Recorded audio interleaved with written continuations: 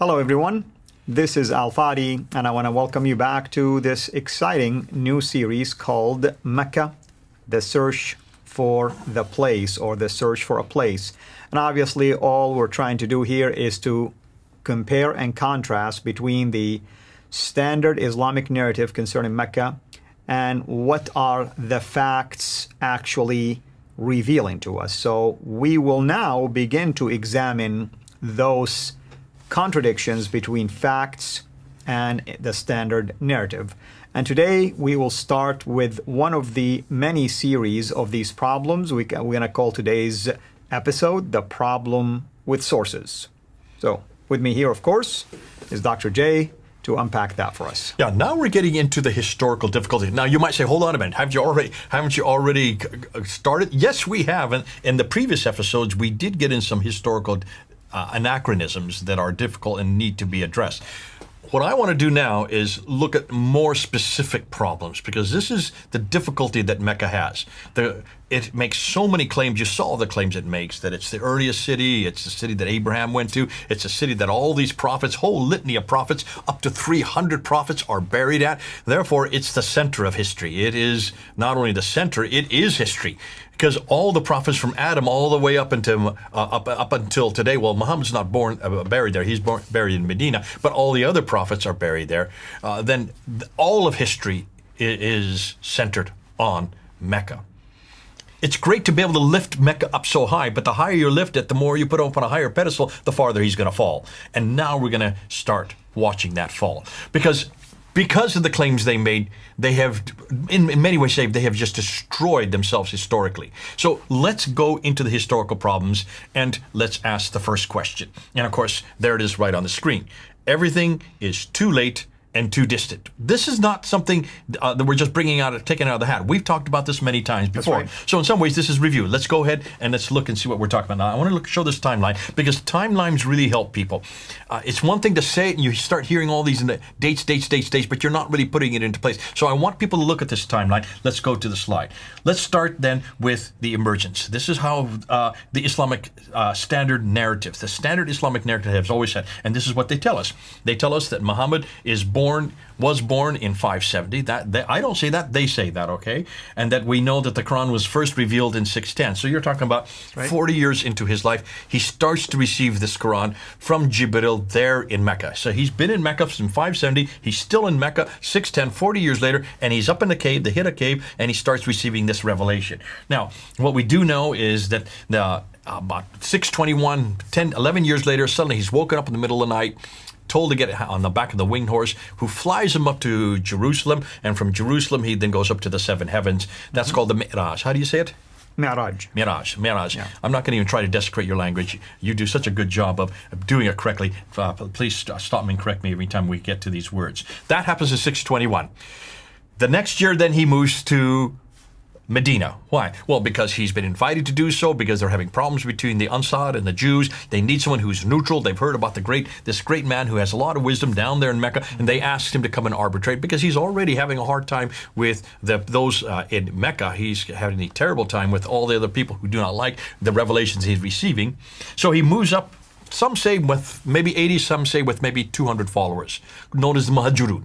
These are the people of the Hijrah. These are the people of the exodus, the people of the movement from one place to another. And that happens in 622. This is the standard Islamic narrative. Again, let me keep repeating that. This is their narrative.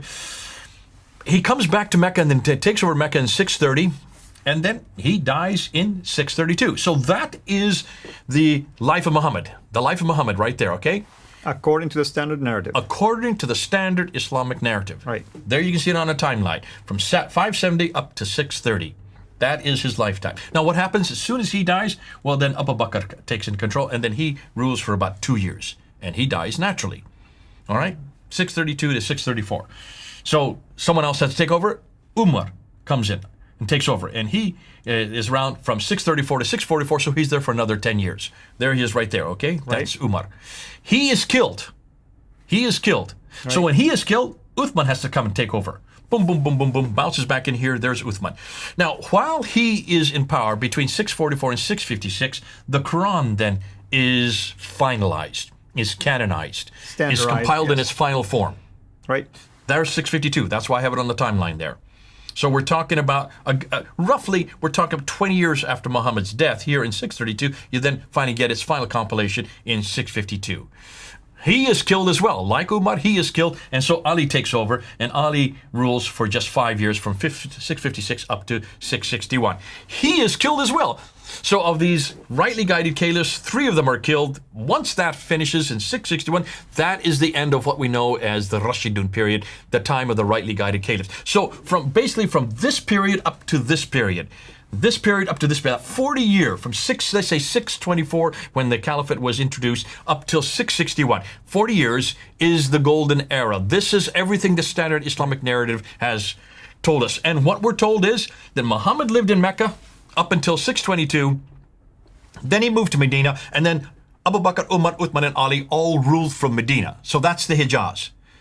This is the standard Islamic narrative. Look at it on a timeline. Right. Can you see then there's going to be some problems with this? Because if this is the case, by the time Ali comes into power, and by the time he dies and Muawiyah takes over the beginning of the Umayyad Caliphate in 661, then you have, by that time, they now have control all the way from almost Libya in the west to over here, Afghanistan in the east. That whole swath. I'll put up a map just a bit. Hold on a minute, but before we get on it. Now, I want to say, that's a great story. You've heard it. I've heard it. You've grown up with it. I've grown up with it. That's the only story we've ever heard. That's the narrative that everybody's told us. But hold on, where does that come from? Let's put this timeline up again. So we got a new timeline. This is the Islamic, the standard Islamic narrative. Where do they get all this story about Muhammad? Well, he dies in 632, right? Is that the time this story is put together? You'd like to think so, right? I mean, that's what you would expect, but that's not the case. Okay, you know the answer to this, and I know you don't want to say it right now because we want to look at the timeline again. That's so right. we would hope that the death of Muhammad, there was someone there who saw him die, or there's someone there who was around to write down what had happened when he died. There's right. someone there who would write the story down, right? That's correct. I mean, at least that's what biographies are all about. At least you write something as an eyewitness. Maybe somebody later will improvise if you wish, but at least you start with an eyewitness account. When Jesus died, was there anybody there to notice that he died?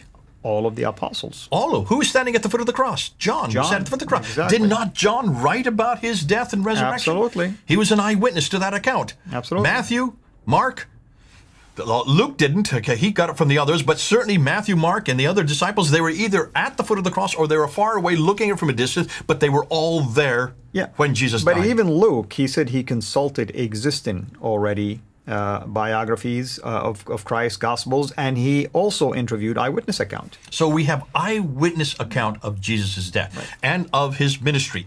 Certainly Matthew and John were with him for the last 3 years, so they knew everything he said, everything he did. They were right there. They were privy to everything they saw and everything they heard, right? That's what we would expect of Muhammad, because we're talking about 2,000 years ago. Now we're only talking about 1,400 years ago, 632. Who was there? Well, we know that nothing was written down right after his death. We have the Sirah of the biography. This is the first time we read about him. This guy here, Ibn Ishaq. Look at his date, 765. Muhammad dies in 632. 765. We're talking about 130 years later. Yeah, you can't tell me that somebody lived that long. It's just impossible. Everybody would have talked about that person. That's right. You know good and well that he was not there at Muhammad's death. He was not there to know Muhammad. He's writing a biography that's 130 years later. But hold on a minute. We don't have Ibn Ishaq, do we? No, We because don't most go of to it is Ibn lost. Ishaq. We go to this guy here. Ibn Hisham. Ibn Hisham. We go to this guy here. Take a look at this. Look at his dates, 833. We have nothing from Ibn Ishaq at all. That's why I put him in light yellow. I put him in light green. So let's get rid of him, okay? Bingo. Let's just get rid of him. Why? Because we don't have him. Right. Throw him out. And let's go to Ibn Hisham. So Ibn Hisham is the first to write down the Sirah to Rasulullah, which would be the biography of Muhammad. He writes and dies in 833. There's one other comes after, and that's Al-Waqidi. So Al-Waqidi would be the other one that comes after him. Right. So there you have those two. But it's not just the biography we want to talk about. We also want to talk about the sayings of Muhammad. These are the more important. These are the what that tells you how to walk, talk, eat, drink, sleep 24/7. You need to know what you need to do as a Muslim. You need to go to the Hadith. So who is the first one to write down the Hadith? Let's put up the timeline again. And there's the sayings, and we have to go to Al-Bukhari, 870. So he's way over here writing down for what Muhammad said way back there. Right. I mean, I want just people to look at this. What we're telling you is this, according to the standard Islamic narrative. The primary sources that will tell you about Muhammad or what he said, or how he lived, how he behaved, are at least 200 years and more beyond his life. Okay, exactly. He's not the only one. We have some other ones. Let's look at these ones. Sahih Muslim. Take a look at Sahih Muslim there. 875. Let's look at some other ones. Here you have At-Tirmidhi. 844. 884, sorry. 884. Here's another one. Ibn Majah. You go ahead and say the name. Look at, and I'll do the date. 887. Abu Dawood. 899. Right. And Nisa'i. 915. These are the 6 major compilations of the hadith. These are the most authoritative according ones. To the Sunni, of according course, to the standard Islamic narrative. Right. These are the ones you have to go to understand what Muhammad said. These 6. The first is Al-Bukhari, 870. I want everybody to visualize this, 870. But we still have 2 more genres of the standard Islamic narrative, the Islamic traditions that we need to go to. And that would be the tafsir and the tahriq. I have them in brown because they are a different genre. And who is the first to write that down? The first guy to come up with that material is Al-Tabari, 923. 923. Look at that. Everything that you hear about the tafsir, like Badawi, Zamakhshari, Suyuti, and all these others, they come after 923. And the tahriq, the histories, they come after 923. He is the first to write this down. Now, why is that important? Well, let's look at the dates. Look at the years. Can you see I've got it right there? Right, yeah. So people can see it right there also. 201 years between Muhammad's death and the time that Ibn Hisham writes about that death. I mean, people can ask years. yourself, can you truly believe there was an eyewitness that survived that long? So before we even do that, we need to talk about where this was introduced. Now, we already talked about the 201 years that are up there. Right. What's the first time we hear Muhammad's name introduced? Well, this is the guy that we need to go to. We've said this many times. You have done it before, and his name is Abdul Malik. Abdul Malik, the caliph between 685 and 705, is the first one to introduce his name. He introduces it on the coins, he introduces it on the Dome of the Rock, and he introduced it on the caliphal protocols. Right. The coins and the protocols are all being created there in Medina. Of course, the Dome of the Rock is in Jerusalem. So it's been introduced in 692. If in 692, take a look at the timeline again, and you see that's 141 years after Abdul Malik even introduces the name that finally we hear about who he is and what he did, right? Right. But Abdul Malik, we don't have anything written from Abdul Malik's age. We need to go back and find out who is the one that actually introduces the narrative about him. And the people who introduce the narrative about him are the Abbasids.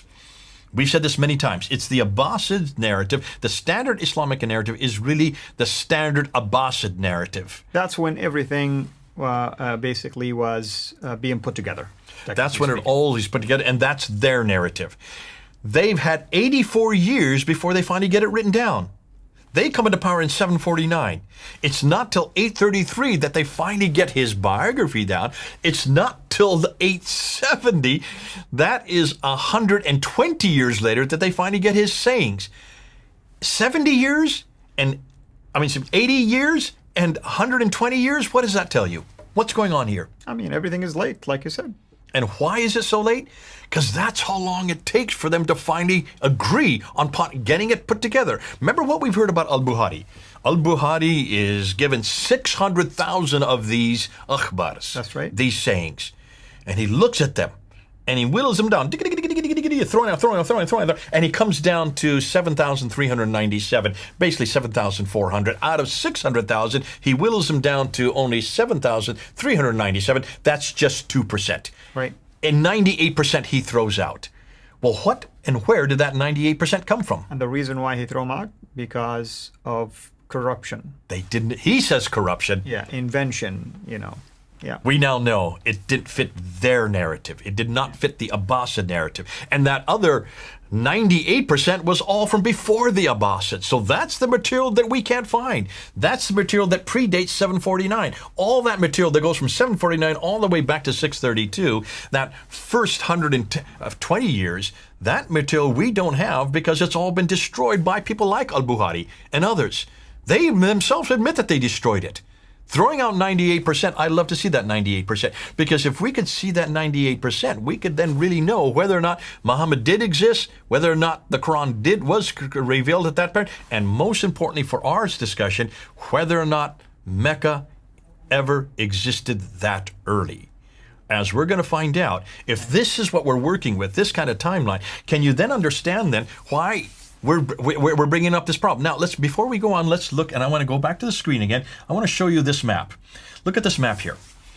This is what we know is concerning the distance and direction, because everything we know about Muhammad from the standard Islamic narrative comes from those two cities right there, the Mecca and Medina that you see circled in green. Everything that they say happened with Muhammad and everything else that happened with the emergence of Islam, the origin of Islam, all comes from those two cities that you see right here, Mecca and Medina, right? That part of the world. That's the central part of Arabia, right? It's not the north, it's not the south, it's not the east. Not the north, not the south, not the east. As we said in the last episode, that's where the big empires existed. There's nothing happening here because this is all desert. Nonetheless, the standard Islamic narrative is saying that these cities existed from the time immemorial, from the time of Adam and Eve, from the time of Abraham, and we're all in charge of all the trade, north, south, east, and west. So we're going to zero in on that. Here's the difficulty. The story from all the standard Islamic narrative comes from writers, but they're all writing in this city up here, Baghdad. Baghdad is 1,800 kilometers away from Mecca and Medina. It's way too far north. That's right. It gets even worse than that. Geographically speaking, it's further away from the supposed epic center of Islam. We talked about Ibn Hisham, the first to write down the Sirah. He was born in Basra, right?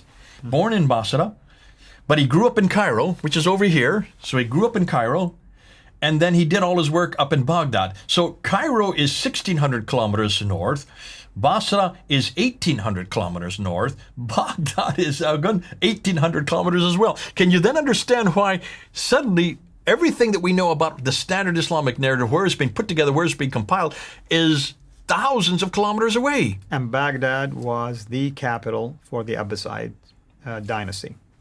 That Baghdad was a capital, and it became the capital in the mid-8th century. Before that, it was called Ctesiphon. Ctesiphon is the... Al-Stafan, and then they... is the Persian name. Yes, exactly. For what used to be the Persian from the the Sassanian times. So that's just for the Sirah. Let's go to Al-Bukhari. He's called Al-Bukhari because he comes from Bukhara. That is Uzbekistan. That's right. That is Uzbekistan. How far is that from Mecca and Medina? That's a good 4,200. That is thousands of kilometers away. That's where he grew up. That's where he did his work, but that's where he grew up. He was nowhere near Mecca and Medina when he grew up or when he did his work. Let's do the tafsir and the tahriq, and that's from Al-Tabari. Look at where Al-Tabari, he grew up here in Tabaristan, which is today Iran. That's right. So Iran, Uzbekistan, Iraq, Egypt.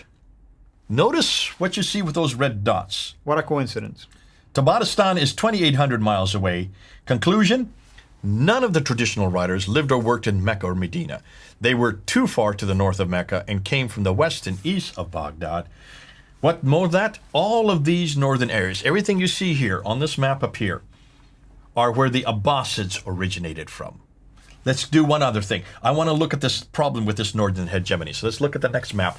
This northern hegemony, when you look at the Islamic traditions, so the Islamic traditions say it all happened in the Hijaz, yet all the writers of the traditions work in Baghdad. You can see that, and they come from, they work in Baghdad, though they come from these other cities, so I'm putting them up on the map there. You can see visually. Note all of these northern areas are where the Abbasids originated from, where all the red circles are. That's where they originated from. On top of that, all the writers of the traditions, let's come down underneath here. Look where the writers are. There's Ibn Hisham, there's Al-Bukhari, there's Al-Tabari. They're hundreds of miles away and hundreds of years away for the writers. Which is even more damaging. There you go. Yeah. And hundreds of miles too far to the north. So that when we always say too far north and too far distant, or too far north and too late and too far, this is what we're talking about. That's too late down here, and that's too far up there. It's too late because Muhammad was born way back there, and it's too far north because Muhammad was not born, or Muhammad supposedly was born here when everything we know about him is way up here. So, conclusion, they all wrote their material hundreds of miles too far away and hundreds of years too late. There's the timeline. There's the map. The two together. So we're concluding with all these things. Hold on a minute. People say, well, hold on a minute. You got the same problem in Christianity. Do we? Let's do the same timeline, and let's look at Christianity, and let's look at Jesus Christ. So what I'm going to do now is I'm going to show you where our writers write about Jesus Christ, and I'm going to give the most liberal dates possible. You're not going to agree with these dates. You're going to get all upset. Don't worry about it. I want to show you with even the most liberal dates. For those of you who are watching me, many of you are going to get upset, you Christians. Hold on. I'm doing this intentionally. I want to take not the conservative dates. I want to take the liberal dates. Let's look and see what we know about Jesus, and let's ask the same question about Jesus. When he was born, who wrote it, when they lived it, when they wrote about what he said and did. So let's start with there's Jesus. He was born in 33 AD. Now, the Tahrik is the first to be written down. So this would be the history of the early church. And that's the book of Acts, the history of the early church. Now, we know that was written by Luke between 52 and 62 AD. So we're talking roughly 20 to 30 years after Christ died. You have the Tahrik. I think you're referring to the history book, basically. Right? History of the early church would be the similar. It would be. That's why I have it in brown, because I'm trying to do like with like. So the Tahrik of the church, basically, is represented by the book of Acts. And the Tahrik of Tabari would be the equivalent to the Tahrik of the New Testament. Versus Tarikh Ma'amad al-Rasul. Now let's look at the Tafsir. So the Tafsir would be the commentaries of Paul. Paul begins to write within 15 years of Christ's death and then continues up until 65 AD. So that's within 15 to 34 years of Christ. You have the Tafsir. The Tafsir of Al-Tabari would be corresponding to the Tafsir of Paul. Paul is the one who then unpacks what Jesus said in all of his letters in the different cities. Then we get to what Jesus actually did. Well, then you need to start with Mark. Let's start with Mark and let's put him at 70 AD. I know some people are going to get upset with me. I'm looking at the most liberal dates. 70 AD is when the Sirah, which would be the biography of Jesus' life, and the Hadith, which would be the sayings of Jesus, were first written down by Mark. That's within 37 years of Jesus' death. And then you have Matthew and Luke, which would be the other two Gospels, written around 80 AD. So that's the Sirah and the Hadith. Now, so we have three Gospels of Mark, Matthew, and Luke, written within 37 to 47 years of Christ's death. And then finally, we have the Gospel of John, which would be the last Sirah and the last Hadith, written about 90 AD. So within 57 years of Christ's death. Again, I mean, some might jump in right now and watch this, and I know we're going to get a lot of hate mail, hate comments. We're giving you the most liberal dates out there just to make our point clear. That's what we're doing. We're trying to show you. Yeah. Listen, I don't agree with these dates necessarily, but they're all before 90 AD, That's okay? right. If we can all agree on that, they're all before 90 AD. And they Christ see the died in conservative 33 AD. dates in the brackets. They can see them. Okay. So within 29 to 57 years of Christ's death, we get the entire New Testament written down. All right, within 30 to 60 years, let's just say roughly 30 to 60 years, we get the entire New Testament written down. Note, and take note of this, all of the New Testament writers, whether it is Luke or Paul or Mark or Matthew or John, all of them were writing in the same place Jesus lived. That's right. I mean, that's the main point. They were eyewitness, basically, to what he has done. Peter makes that case in 2 Peter chapter 1, starting from verse 16. They're not writing hundreds of miles away. That's right. See, if they were writing hundreds of miles away, in comparison to what we now know about the writers who wrote about Muhammad's life and what he said, they would have to be living way up in Turkey. None of them lived way up in Turkey. They lived in Palestine. They lived where Jesus lived. They actually were in the same towns, the same cities. They were with him for 3 years. At least two of them were, okay? That's the first thing. They either knew him personally or they got the material from others who saw what he did and heard. And they were all writing their material down within 30 to 60 years of Christ's death. Now, can you then understand why the scholars have such a problem with the traditions of Muhammad? Because everything they say concerning Islam's late date, everything they know about Islam, everything they know about Mecca, did not exist in the 7th century at all, but evolved over a period of 200 to 300 years. The Quran, the book that Muhammad supposedly was revealed to, was not written in 22 years like the standard Islamic narrative wants to tell us, but likely evolved over a period of 50 to 100 years. The conclusion is the history of Islam and the city of Mecca, at least from the time of the Caliph Abdul Malik and before, is a later fabrication. And that's why, look at their concerns. I'll just put it up there just for you to see. Look at their concerns. Why in the world did it take so long to write this down? Why is it no one actually lived in Mecca to write about it in Mecca? That's right. And Muslims always say, because they were not literate. No, come on. All the way from over in the West, Libya, to Afghanistan in the East, by the time the Muawiyah and the Umayyads come into power, from the first rightly guided caliphs, That includes Muhammad. That includes Abu Bakr, Umar, Uthman, and Ali. You're saying that nobody actually lived in that area, or that could read or write? No one could read or write in any of that area? Amen. And how come none of these writers says, well, I went down to Mecca and Medina and I interviewed so-and-so and interviewed so-and-so? You don't read something like that. Usually nothing like that. Yeah. You can see why, because they lived 200 to 300 years too late. So obviously, where did these biographers, where did they get the material from? And should we even entrust it if it's 200 to 300 miles? Should we not go back to the same time period? Should we not go back to Mecca? Should we not go back to the 7th century? And we do. We need to go back to the 7th century. We need to go back to Mecca. And let's see what they're finding. And that's what we need to talk about. So we're not interested. Folks, everybody listen to me. I'm not going to say it too many more times. We're not interested in the 9th and 10th century. We're interested in the 7th century. We want to go back to the century that Muhammad actually lived. We want to go back to the place that he lived in Mecca. We need to go back to Mecca in the 7th century, not in what the 9th and 10th century have redacted back. That's what we're going to be doing next. So, obviously, the next thing we're going to look at is, and before we do that, let me just quickly put up this map. Let me just put this map just to end this off. Take a look at this map. Let's look at the slide here. This is the map that we need to look at, because when you look at this map here, you can see, and if you just, if we look at the slide, if you look at the brown area, if you could look at me, point at this brown area here, that's the part of, according to what the standard Islamic narratives have, existed by the time Muhammad died. So right in that brown area. Which is the Hijaz region with a smaller portion of the Najd region, basically. And coming down here to the all the way Hadramaut. to Yemen, yeah, and Then, Hadramaut. by the time we get to the time of Uthman and Ali, then you get this orange area here. Right. But by the time we get to, Umayyads. Ali, so Uthman Ali, you get to this period. So from this place, which is Afghanistan, all the way over to Tripoli, by the time Muawiyah comes to power, this whole swath of land is now under the control. And this is the area that I want to talk about. So I want to talk about the pink, the orange, and the brown area. Those three areas. Let's look at this area, because this they controlled. They controlled all of that area. And that includes Afghanistan, that includes Iran, today Afghanistan, today Iran, that includes Iraq, today's Iraq, that includes Jordan, that includes Syria, that includes Lebanon, that includes Israel, that includes all of Saudi Arabia, and that includes Egypt and Libya and Libya. So that whole swath of land was there under the control by the time that Muawiyah comes to power in 661. Meaning that we need to go back to this map, to this area, and to that time. That's what we're going to do next. Wonderful.